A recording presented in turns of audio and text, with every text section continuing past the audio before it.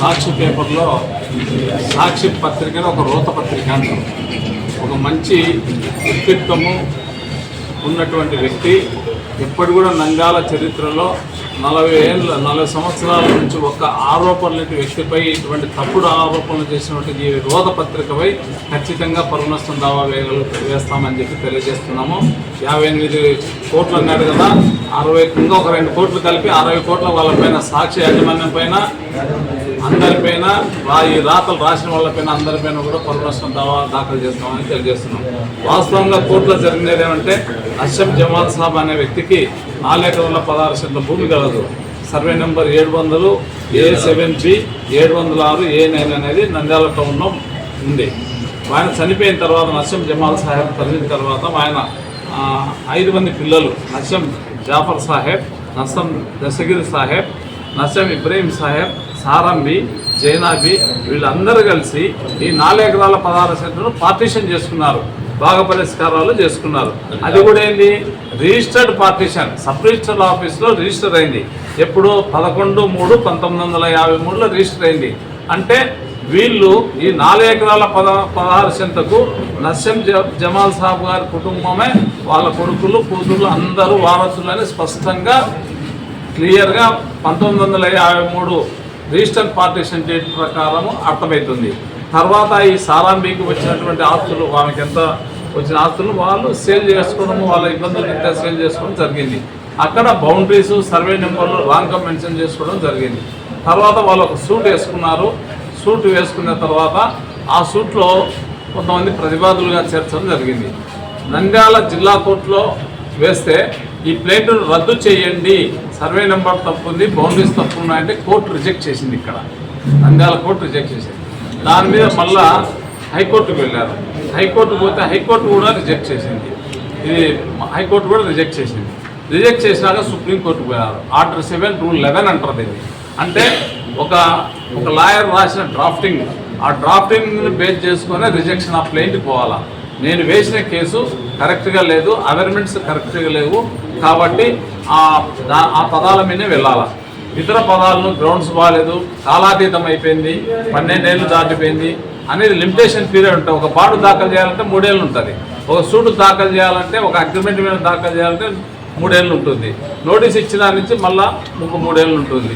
ఇట్లా కాలాతీతం పాటుకు 3 సంవత్సరాలు ఉంటుంది. అదేవిధంగా 1953లో పార్టీషన్ జరిగితే మళ్ళీ పార్టీషన్ ఎందుకు వస్తుంది, మళ్ళీ ఎందుకు అడుగుతారు వీళ్ళను అని చెప్పి సారంబి పిల్లలను వీళ్ళందరినీ కూడా కోర్టు అడగడం జరిగింది.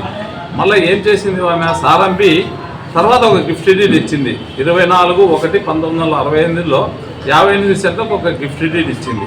వీళ్ళ మధ్యన వెంకటన్న వాళ్ళ మధ్యన ఏం ట్రాక్షన్స్ జరిగినా ఎవరికి ఏం తెలియదు. తర్వాత కోర్టు అపాయింట్ చేసి ఒక అడ్వకేట్ కమిషన్ అపాయింట్ చేసింది. అడ్వకేట్ కమిషనర్ క్లియర్ ప్లాన్తో ఎవరికి ఎంత వచ్చిందని క్లియర్గా మెన్షన్ చేసి ఒక రిపోర్ట్ను సబ్మిట్ చేయడం జరిగింది. ఆ రిపోర్ట్ ఈరోజు కూడా కోర్టులో అవైలబిలిటీలో ఉంది. తీయమనండి, ఈ రోత పత్రిక ఎవరైతే రాసిన వాళ్ళని తీయమని చెప్పండి, వాళ్ళ చేత కాకుండా మేము ఇస్తాం. సుప్రీంకోర్టులో ఏమని చెప్పింది, వాళ్ళు వేసిన ప్లెయింట్ను రిజెక్ట్ చేసింది. రిజెక్ట్ అంటే వాళ్ళ పదం అయినట్టు కాదు, రిజెక్ట్ అంటే రద్దుపరచడం అయింది, కొత్తగా ఫ్రెష్ చేసుకోండి అనేది అర్థం. రిజెక్షన్ ఆఫ్ ప్లెయింట్ అంటారు. అంటే ఆ ప్లెయింట్ను సరైన పద్ధతిలో లేదు అని, సరైన ఒక ట్యాబ్లెట్ వేసుకోమని చెప్తాం, ఈ ట్యాబ్లెట్ కాదు ఇంకో ట్యాబ్లెట్ వేసుకోమని చెప్తాం డాక్టర్లు. ఈ జబ్బుకి ఇది వేసుకో, ఈ జబ్బుకి ఇది అన్నట్లుగా ఈ అవేర్మెంట్స్ కరెక్ట్గా లేవు ఇది, కాబట్టి మీరు మీ ప్లేంట్ను రద్దు చేస్తున్నాము, కాబట్టి రిజెక్ట్ అయిందని చెప్పిందే కానీ కేసు వాళ్ళు గెలిచినామా వీళ్ళు గెలిచినామా అనేది ఎక్కడ వెళ్ళా. నేను ఛాలెంజ్ చేసి చెప్తా, ఇదిగో సుప్రీంకోర్టు ఇచ్చిన జడ్జిమెంట్ ఉంది, ఖచ్చితంగా రమ్మానండి ఛాలెంజ్ చేసి చెప్తా.